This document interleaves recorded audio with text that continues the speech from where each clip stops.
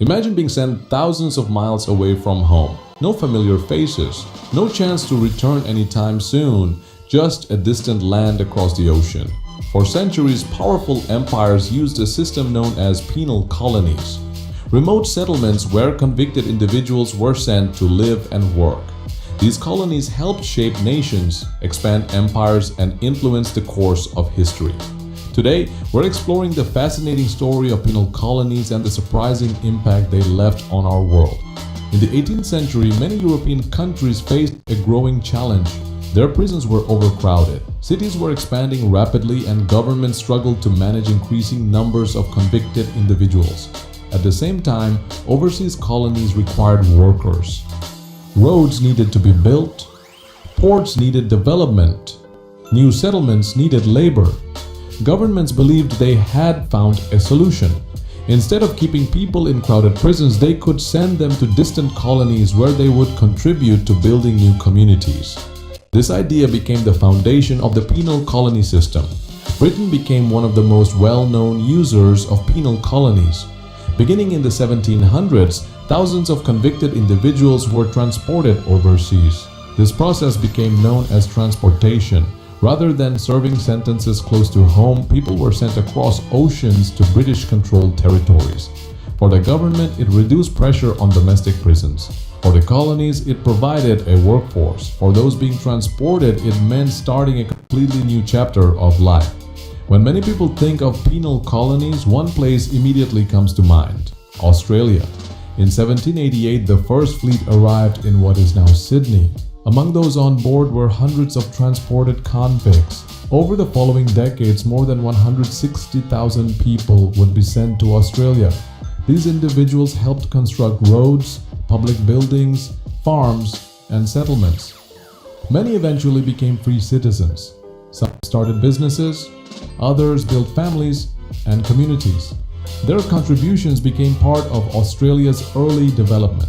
Today, this history remains an important part of Australia's national story. Life in penal colonies varied greatly. Some individuals worked on farms. Others participated in construction projects or public works. Conditions were often challenging due to unfamiliar environments, difficult climates, and strict regulations. However, many people eventually earned opportunities to improve their circumstances through good behavior and service. For some, transportation represented not only punishment, but also a chance to build a new future. One of the most remote settlements associated with Australia's convict history was Norfolk Island. Located in the Pacific Ocean, it became known for its isolation. The island played an important role in Britain's transportation system and served as a location for individuals who required additional supervision. Today, Norfolk Island is recognized as an important historical site that helps visitors understand the realities of life during the colonial era. Another famous penal colony existed far from Australia. In the Bay of Bengal, the Andaman Islands became an important location within the British Empire. The colony became known as Pani, meaning black water.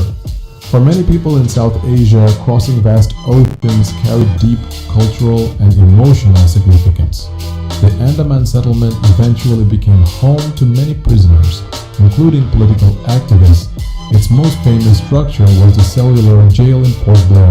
The Cellular Jail was designed to house prisoners in individual cells. Its architecture reflected the prison philosophies of its time. Today, the building stands as a historical monument and a museum. Visitors can learn about the experiences of those who lived there and the broader story of India's struggle during the colonial period. The site serves as a reminder of an important chapter in South Asian history. Britain was not the only country to use penal colonies. France established one of the world's most famous examples, Devil's Island. Located near the coast of South America, the island became known for its remote location. Its distance from mainland France made it a significant part of the French penal system. Over time, Devil's Island gained international attention and became one of the most recognized penal colonies in history.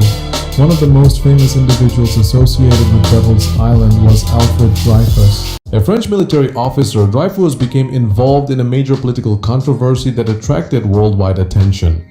His case sparked debates about justice, fairness, and government accountability.